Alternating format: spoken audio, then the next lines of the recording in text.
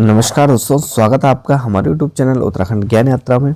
दोस्तों, ये हमारे उत्तराखंड सिंगल वन लाइनर जो कि BS नेगी जी की पुस्तक है, तो उसकी यह रिवीजन सीरीज है और इसमें हम उसमें जितने भी महत्वपूर्ण यहाँ पर चीज़ें दी गई हैं, फैक्ट दिए गए हैं, तो उन सभी पर हम चर्चा कर रहे हैं। तो चलिए प्रारंभ करते हैं। इससे पहले हमने उत्तराखंड जो हमारी यह रिवीजन सीरीज है, अब तक हमने उत्तराखंड के प्रारंभ से लेकर परमार वंश का जो प्रद्युमन शाह तक उनके बारे में हम चर्चा कर चुके हैं। उसके अलावा हम टेरी के जो शासक हैं, प्रथम शासक रहते हैं सुदर्शन शाह, उनके बारे में भी हम पढ़ चुके हैं। आज हम चर्चा करने वाले हैं महाराजा भवानी शाह से लेकर और अंतिम शासक मानवेंद्र शाह और उनसे जुड़े हुए कुछ इंपॉर्टेंट चीज़ें, उसके अलावा कुछ प्रशासनिक या अन्य जो यहाँ पर राजनीतिक या प्रशासनिक चीज़ें हैं उन सभी के बारे में। तो रिवीजन सीरीज है, इंपॉर्टेंट चीज़ें, ज़्यादा डिटेल में हम इसमें नहीं जाएंगे। बाकी डिटेल सीरीज हमारे अलग है। अगर आप डिटेल में पढ़ना चाहते हैं तो बाकी आप हमारे जो उत्तराखंड का इतिहास सीरीज है चैनल पर प्लेलिस्ट बनी हुई है, उसमें से आप चेक कर सकते हैं। तो चलिए प्रारंभ करते हैं महाराजा भवानी शाह। तो यहाँ पर भवानी शाह की अगर हम बात करें तो सुदर्शन शाह के बाद यह शासक बनते हैं, लेकिन उससे कुछ समय पहले यानी जो बीच का टाइम पीरियड है सुदर्शन शाह की मृत्यु के बाद, तो उनके जो छोटे बेटे रहते हैं शेरशाह, वह कुछ समय क्या करते हैं, सत्ता को हस्तगत कर लेते हैं, यानी खुद शासक बन जाते हैं, सत्ता उनके हाथ में चली जाती है। लेकिन यहाँ पर हस्तक्षेप करते हैं ब्रिटिश सरकार, और ब्रिटिश सरकार के हस्तक्षेप से यहाँ पर भवानी शाह को गद्दी मिल जाती है। तो कुछ समय वह क्या करते हैं, सत्ता को अपने हाथ में ले लेते हैं। भवानी शाह के कार्यकाल की बात करें 1859 से लेकर 1871 तक है। भवानी शाह साधु प्रकृति के यहाँ पर शासक रहते हैं और इनकी माता का नाम गुण देवी था। तो साधु प्रकृति के क्या हैं, यानी शांत स्वभाव के नरेश रहते हैं और माता का नाम गुण देवी था। 1860 में फ्रेडरिक विल्सन ने वनों का ठेका दिया एवं देवप्रयाग में 1862 में एक संस्कृत पाठशाला बनवाई। तो भवानी शाह द्वारा क्या किया जाता है, 1860 में वनों का ठेका दिया जाता है किसको, फ्रेडरिक विल्सन, जिसको राजा विल्सन भी कहते हैं। और देवप्रयाग में 1862 में इनके द्वारा एक संस्कृत पाठशाला का निर्माण करवाया जाता है। अठोर विद्रोह भी 1861 में इनके शासनकाल में होता है और इसके परिणाम स्वरूप ये क्या करते हैं, 12 आना BC की वो व्यवस्था प्रारंभ करते हैं अठोर वासियों के लिए। लक्ष्मू कठैत राय बहादुर की पदवी से सम्मानित होने वाले ये पहले गढ़वाली थे। कौन, लक्ष्मू कठैत।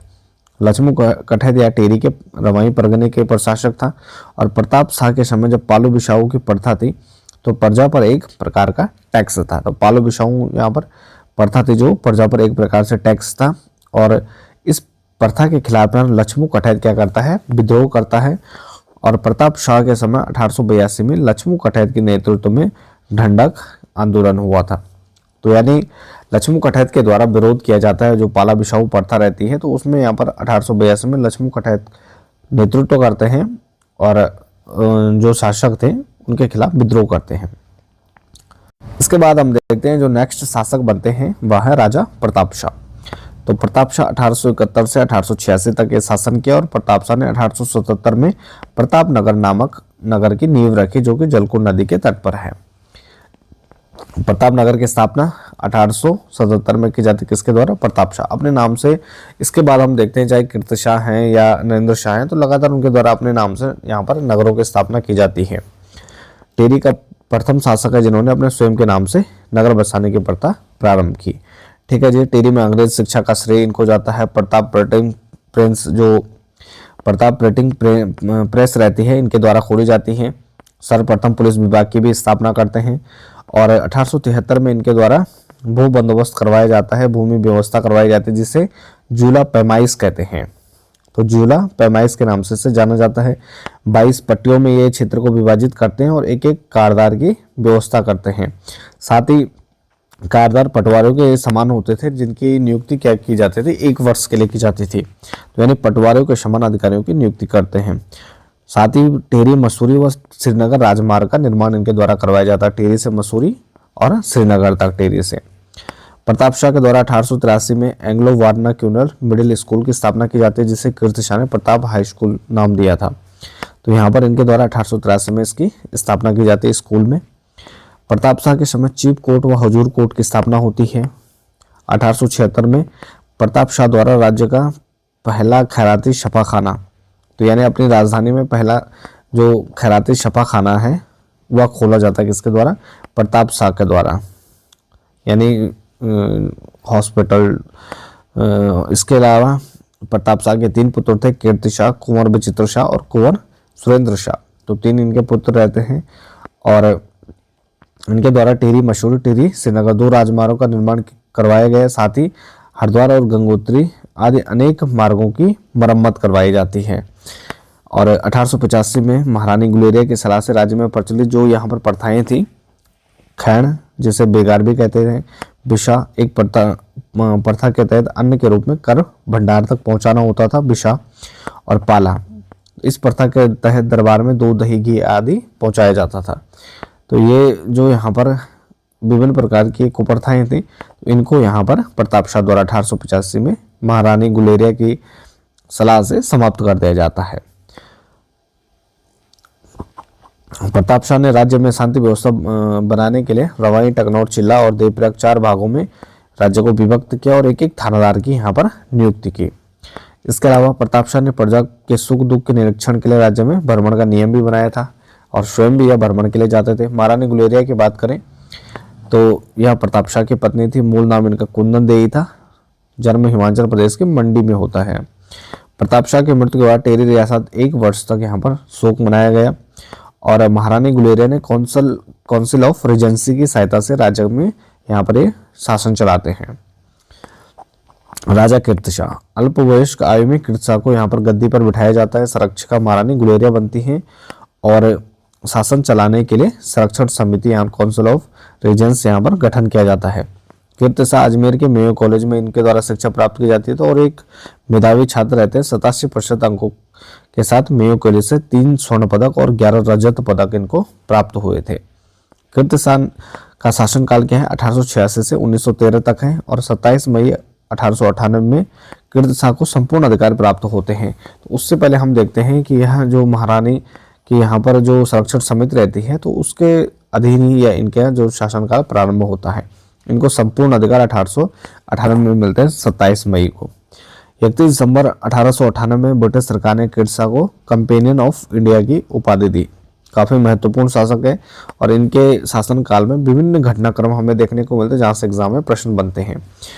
कंपेनियन ऑफ इंडिया की उपाधि दी 1898 में। 1900 में इंग्लैंड में 11 तोपों की इन्हें सलामी दी जाती है और साथ ही 9 नवंबर 1901 में इनको नाइट कमांडर की उपाधि दी जाती है। 1901 में नाइट कमांडर की उपाधि। तारादत्त गराला को इन्होंने अपना विधि परामर्शदाता नियुक्त किया यानी कानूनी सलाहकार। मई 1902 में स्वामी रामतीर्थ टिहरी गढ़वाल आते हैं और कीर्ति शाह क्या करते हैं? उनको जापान भेजते हैं अंतर्राष्ट्रीय धर्म सम्मेलन में भाग लेने के लिए और आने जाने का जो यात्रा खर्चा था वह यहाँ पर कीर्ति शाह द्वारा यहाँ पर वहन किया जाता है अपने राज्य के उस कोष से। आगरा दरबार होता है 1892 में। वायसराय रहते हैं लैंसडाउन। तो भारतीय नरेशों के सम्मुख वह करते हैं कीर्ति शाह की प्रशंसा करते हैं और अन्य राजाओं को क्या करते हैं? कीर्ति शाह की तरह यहाँ पर उनको आदर्श व उनका अनुकरण करने के लिए वह कहते हैं। दिल्ली दरबार में ब्रिटिश सरकार ने 1903 में कीर्ति शाह को यहाँ पर सर या KCSI की उपाधि यहाँ से विभूषित किया था। तो इनको सर और KCSI की उपाधि देते हैं दिल्ली दरबार में 1903 में। 1907 में लॉर्ड कैंपबेल टिहरी आते हैं और कैंपबेल कहते हैं कि कीर्ति शाह सदृश राजा मैंने भारतवर्ष के किसी भाग में नहीं पाया, यानी कीर्ति शाह के समान शासक मैंने भारतवर्ष यानी पूरे भारत में कहीं नहीं देखा। तो 1907 में किसके कथन है? लॉर्ड कैंपबेल ने कहा था। कीर्ति शाह ने अकबर के समान दीन इलाही धर्म तो नहीं चलाया परंतु सर्वधर्म सम्मेलन के लिए एक सभा बुलाई थी। तो उनके द्वारा एक सर्वधर्म सम्मेलन के लिए टिहरी में एक सभा बुलाई जाती है। मृत्यु इनकी 25 अप्रैल 1913 को होती है। कार्यों की बात करें, काफी महत्वपूर्ण इनका जो शासनकाल है। राज्य में मिडिल पाठशाला को 1891 में प्रताप शाह हाई स्कूल में उच्चीकृत किया गया। तो हाई स्कूल जो प्रताप शाह ने स्थापित किया था यहाँ पे मिडिल पाठशाला, तो उसको यहाँ पर हाई स्कूल बनाया जाता है। 1909 में ह्यूवेट संस्कृत पाठशाला की स्थापना की गई। वेधशाला इनके द्वारा निर्माण किया गया। टिहरी में नगर पालिका की स्थापना की। पहली बार बिजली इनके शासनकाल में आती है। कुष्ठ आश्रम इनके द्वारा खोला गया और एक प्रेस की स्थापना की जाती है। कृषि बैंक जिसका नाम बैंक ऑफ गढ़वाल रखा, उसकी स्थापना इनके शासनकाल में। हिंदी टाइपराइटर का आविष्कार इनके द्वारा किया गया और एक कंपनी को पेटेंट दिया गया। 1897 में महारानी विक्टोरिया की हीरक जयंती पर टेरी में 110 फीट ऊंचा घंटाघर का निर्माण इनके द्वारा करवाया जाता है। 1894 में बिलोली नामक ग्राम में इनके द्वारा कीर्तिनगर की स्थापना की जाती है। तो जैसे अन्य यहाँ पर प्रताप शाह के शासनकाल में हम देखते हैं, उसी प्रकार कीर्ति शाह भी क्या करते हैं, यहाँ पर अपने नाम से शहर की स्थापना करते हैं कीर्तिनगर की। टेरी में सेना का पुनर्गठन कर उनके द्वारा टेरी में माइनर्स एवं सैपर्स फोर्स की स्थापना करते हैं। हीवेट ब्रिज यमुना पर इनके द्वारा बनवाया जाता है। भक्त दर्शन ने अपनी पुस्तक में कीर्ति शाह को राजश्री नाम से संबोधित किया है। तो राजश्री कहा है किसने? भक्त दर्शन ने। कीर्ति शाह के समय मुल्की रिवाज व ताजिरात हिंद पर आधारित विधि संहिता का यहाँ पर निर्माण भी होता है। अब इसके बाद नेक्स्ट जो शासक बनते हैं महाराजा नरेंद्र शाह। और नरेंद्र शाह का जन्म यहाँ पर 1898 में प्रतापनगर में होता है, जो 1913 में यहाँ पर अल्पवयस्क शासक के रूप में गद्दी पर बैठते हैं। और संरक्षिका कौन बनती है? राजमाता नेपोलिया। कई बार यहाँ पर संरक्षिकाएं पूछी जाती हैं एग्जाम में, यूके ट्रिपल्स द्वारा कई बार पूछी गई हैं। नरेंद्र शाह अल्पवयस्क होने के कारण इनके संरक्षण के लिए संरक्षण समिति के अधीन यह शासन चलता है। और इसमें अंग्रेज अफसर शैमियर भी थे जो संरक्षण समिति में। दूसरे सदस्य इसमें हरकिशन रतौड़ी रहते हैं। नरेंद्र शाह 1913 से 1946 तक गद्दी पर रहे, लेकिन 4 अक्टूबर 1919 को विजयदशमी के अवसर पर इनको संपूर्ण राज्य अधिकार मिला। यानी प्रारंभ में जब ये क्या है, छोटे हैं, तब जो संरक्षण समिति है रानी के नेतृत्व में, उनके द्वारा यहाँ पर शासन चलाया जाता है। और 1919 में इनको पूरा अधिकार मिल जाता है 1913 से। नरेंद्र शाह का विवाह हिमाचल के क्यूंठल रियासत में राजकुमारी की सगी बहनें रहती हैं, कमलेंदुमती और इंदुमती, तो इनके साथ होता है। 1921 में CIE की उपाधि और साथ ही 1931 में सर व KCSI की उपाधि इनको दी जाती है। जैसे यहाँ पर कीर्ति शाह को दी गई थी, 1931 में इनको भी दी जाती है। बनारस विश्वविद्यालय ने 1937 में नरेंद्र शाह को LLD की उपाधि से सम्मानित किया था। इसके अलावा 1921 में इनके द्वारा भी कीर्ति शाह की तरह नरेंद्र नगर की स्थापना की जाती है। तो अपने नाम से नगर बसाते हैं नरेंद्र नगर। और 1925 में राजधानी को पूरी तरह स्थानांतरित कर दिया जाता है नरेंद्र नगर में, जहां पर कहते हैं कि 30 लाख के आसपास यहाँ पर खर्चा हुआ था। तो टेरी ग्राम पंचायत नियम 1922 में पारित हुआ। नरेंद्र शाह के समय 2 कलंकपूर्ण घटनाएं देखने को मिलती हैं, जो कि यहाँ पर पूरे शासनकाल को, उनकी छवि को धूमिल करते हैं। पहला 30 मई 1930 को तिलारी कांड होता है दीवान चक्रधर जुयाल के नेतृत्व में। दूसरा 25 जुलाई 1944 में सरदेव सुमन जी की भूख हड़ताल से वहाँ पर वो शहीद हो जाते हैं। इसके अलावा सरदेव सुमन जी का कथन है कि श्री महाराज के प्रति मैं पूर्ण सद्भावना, श्रद्धा व भक्तिभाव रखता हूँ, लेकिन मेरा जो संघर्ष है वो टेरी की नौकरशाही के विरुद्ध है। 23 जनवरी 1939 टेरी में टेरी राज्य प्रजामंडल की स्थापना होती है देहरादून में। तो यह भी एग्जाम में पूछा जा चुका है, कब हुई, कहाँ हुई, कई बार एग्जाम में आ चुका है। तो 23 जनवरी 1939 को यहाँ पर टेरी राज्य प्रजामंडल की स्थापना कहाँ होती है? देहरादून में। अगस्त समझौता होता है राजदरबार और प्रजामंडल के मध्य। इसके अलावा नरेंद्र शाह के समय कार्यों की बात करें तो डोरा पैमाइश भूमि व्यवस्था इनके द्वारा करवाई जाती है, जिसका प्रमुख जो श्रेय जाता है वह जोत सिंह नेगी जी को जाता है।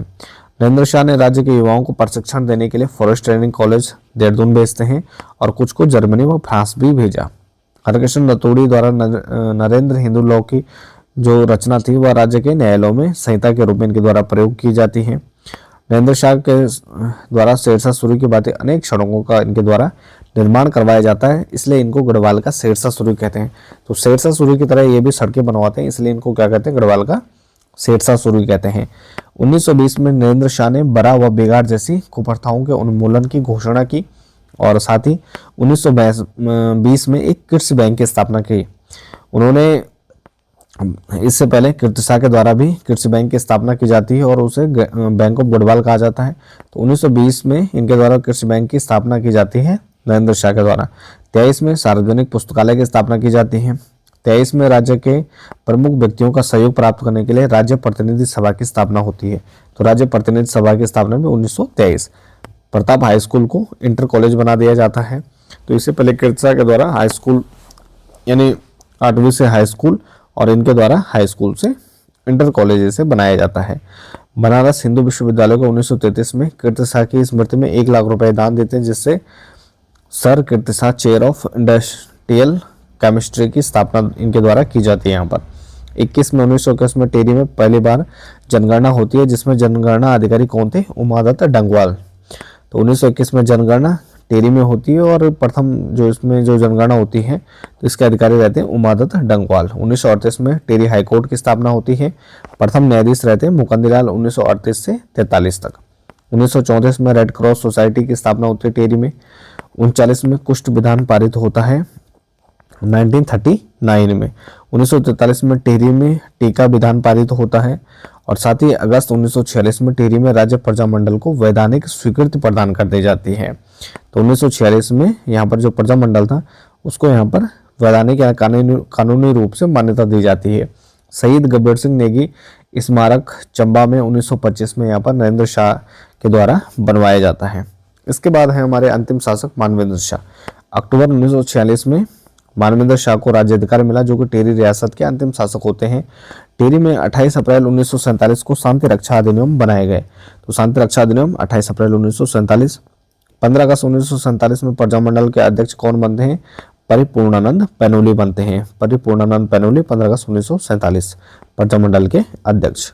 47 में सकलाना विद्रोह होता है टेरी में। सकलाना विद्रोह 1947 और 1948 में कीर्तिनगर आंदोलन। 1948 कीर्तिनगर आंदोलन जिसमें भोलूराम व नागेंद्र शकलानी शहीद हो जाते हैं। 1948 में ही टेरी प्रजामंडल और राजा के बीच बैठक होती है जिसमें संविधान सभा निर्वाचन पर सहमति बनी थी। तो 1948 में बैठक होती है टेरी प्रजामंडल की और राजा की, जिसमें संविधान सभा निर्वाचन सहमति बन जाती है।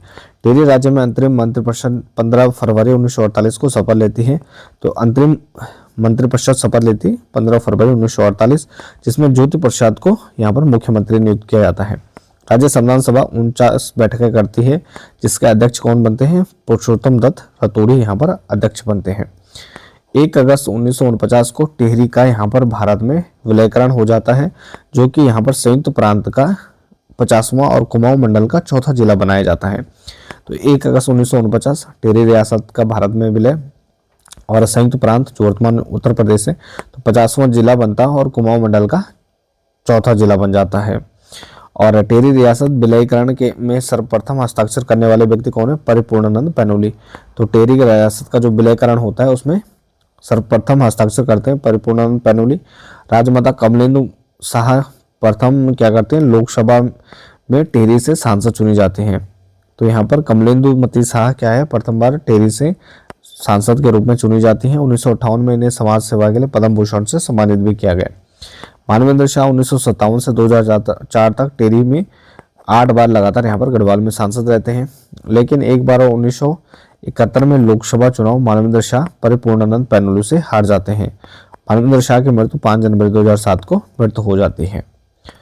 अब इसके बाद प्रमुख गढ़वाली मुद्राओं की बात करें तो यहाँ पर फतेह शाह द्वारा अष्टकोण रजत मुद्रा जारी की जाती है। जऊ क्या थी? यह जो मुद्रा थी यह लद्दाख टकसाल में बनती थी। जऊ मुद्रा लद्दाख टकसाल में बनती थी।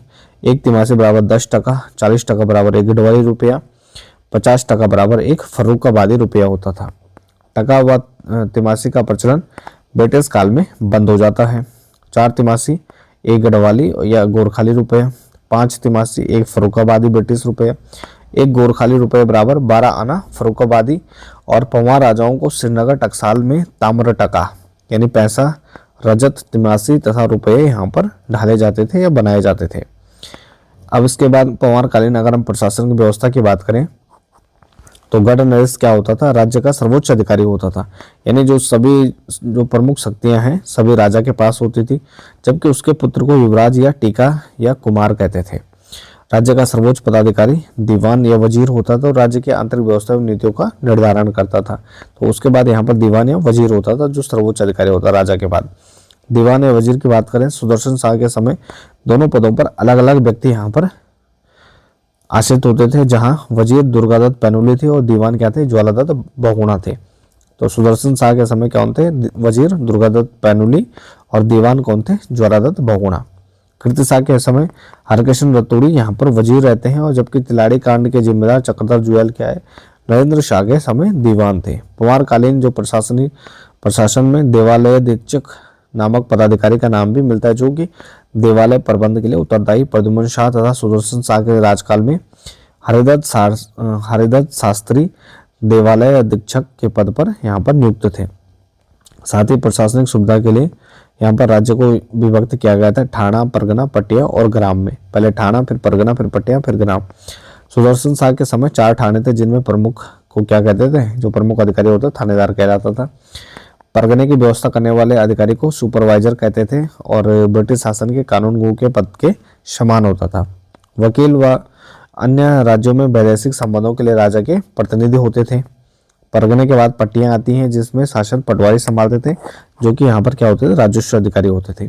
परगनों में राजस्व वसूली का कार्य कौन करते थे, थोकदार करते थे, जिन्हें कमीण या सयाना कहते थे। कमीण या सयाना कहते थे थोकदार को, जो कि परगनों में राजस्व वसूली का कार्य करते थे। इसके अलावा प्रशासन की सबसे छोटी इकाई क्या थी, ग्राम थी, जिसके प्रधान मुखिया क्या होते थे, प्रधान होते थे। प्रधान की बात करें, गांव में राजस्व एकत्र कर धनराशि पटवारी को सौंपते हैं और यह जो पद होता था वंशानुगत होता था, यानी प्रधान का बेटा ही इसमें प्रधान बनते थे या उसके जो उत्तराधिकारी होते थे। प्रधान गांव के मौरुषीदारों में से नियुक्त किए जाते थे और राजस्व वसूलने के लिए यहाँ पर इनकी नियुक्ति की जाती थी। पंवार राजाओं के नाम के साथ रजबार शब्द का प्रयोग देखने को मिलता है, जो सर्वप्रथम 1455 ईस्वी में जगतपाल का ताम्रपत्र मिलता है देवप्रयाग में। एटकिंसन के अनुसार कत्यूरी राज्य में युवराज को रजबार कहते थे और अस्कोट के पाल कत्यूरी शासक रजबार बिरुदावली का प्रयोग करते थे, जो पाल कत्यूरी शासक थे। गढ़ राज्य ने अलग अलग समय पर रोहिला, तुर्क, मराठा व सिख आक्रमणों को यहाँ पर विफल किया था और खासकर यहाँ पर मुगल आक्रमणों को तो काफी हद तक इनके द्वारा यहाँ पर विफल किया गया था। अब इसके बाद है गढ़ राज्य की भू व्यवस्था। तो कत्यूरी समान राज्य के समान गढ़ राज्य में भूमि का स्वामित्व कौन होता था, प्रमुख राजा होता था और राजा की मर्जी के आधार पर ही जो भूमि राजस्व से लेकर सारी चीजें यहाँ पर तय होती थी। राज्य आय का प्रमुख साधन यहाँ पर सिरती या भूमिकर ही होता था।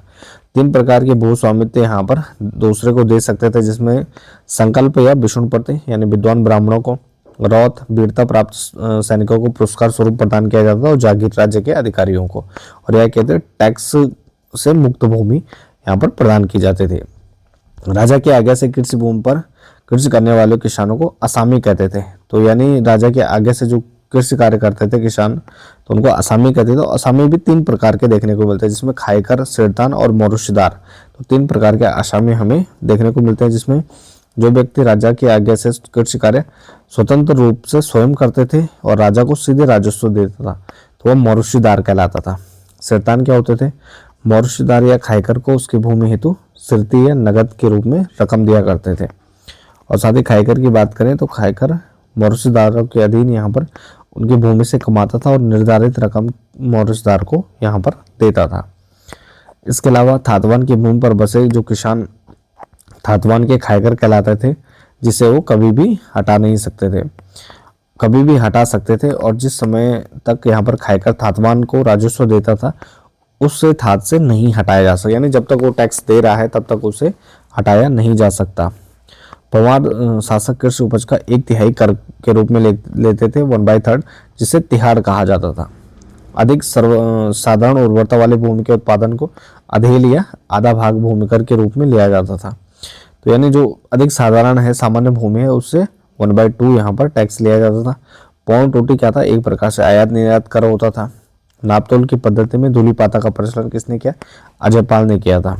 संभवतः यह 2 किलो के बराबर होता था, एक पाथा बराबर 2 किलो। और औताली भूमि को लावारिस या जिनके पुत्र नहीं होते थे, पुत्रहीन व्यक्ति की होती थी, उनको औताली भूमि कहते थे, जो कि यहाँ पर राजा की मानी जाती थी, यानी राजा की। गयाली भूमि वह भूमि जिसका भूस्वामी अपना अधिकार छोड़कर दूसरी जगह बस जाता था, उसको गयाली भूमि कहते थे। मोयाड़ी भूमि वह भूमि जिसके भूस्वामी की मृत्यु हो जाती थी। गढ़ राज्य में भूमि माप की सबसे बड़ी इकाई क्या थी, जूला थी, जबकि सबसे छोटी इकाई क्या थी, मुट्ठी थी। तो उस समय सबसे बड़ी इकाई जूला और सबसे छोटी इकाई मुट्ठी। इसके अलावा गढ़ नरेशों की सैन्य व्यवस्था व अन्य पदाधिकारी। तो गढ़ राज्य का सर्वोच्च जो मंत्री होता था मुख्तार कहलाता था, सर्वोच्च मंत्री मुख्तार। गढ़ सेना पलटनों में विभक्त थी, सलाण, बदान व लोहबा।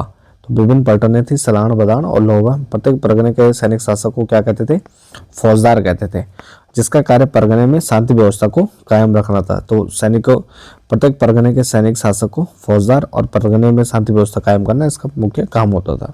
राजकीय कार्यालय के महानिदेशक को क्या कहते थे, दफ्तरी, और जिसका कार्यालय राजधानी में ही होता था और जिसके द्वारा कर्मचारियों की नियुक्ति हुआ, उनका जो ट्रांसफर होता था वह किसके द्वारा, दफ्तरी के द्वारा किया जाता था। मुलाराम के ग्रंथ में संदेश वाहक को क्या कहते, चणू। संदेशवाहक क्या कहलाता था? चणों, जो कि मैसेज इधर उधर पहुंचाते थे। राजप्रसाद में अर्दली का कार्य करने वाले को चाकर कहते थे। तो यानी जो राजप्रदास में चपरासी टाइप में कार्य करते थे उनको चाकर कहते थे। राजा के साथ चांदी का दंड लेकर चलने वाले चौबदार कहलाते थे। चांदी का जो छत्र लेकर चलते थे राजा के साथ। गढ़ राज्य के मंत्रिमंडल में धर्माधिकारी प्रमुख होता था, जो कि बोलाराम ने ओझा गुरु का शब्द प्रयोग किया है। तो यहाँ पर धर्माधिकारी के लिए यहाँ पर बोलाराम ने क्या किया है? ओझा गुरु शब्द का प्रयोग किया है। पंवार काल में शुभकारपति नामक अधिकारी क्या होता था? जो राजकीय भोजन है तो उसके प्रभारी को शुभकारपति कहा जाता था।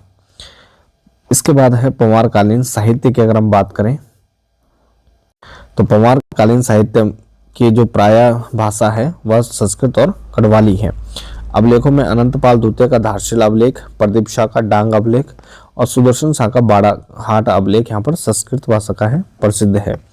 पंवार शासकों के संपूर्ण ताम्रपत्र व शासनादेश किसमें? गढ़वाली भाषा में हमें देखने को मिलते हैं, जिसमें सबसे प्राचीन जो ताम्रपत्र है जगतपाल का देवप्रयाग में दानपात्र है।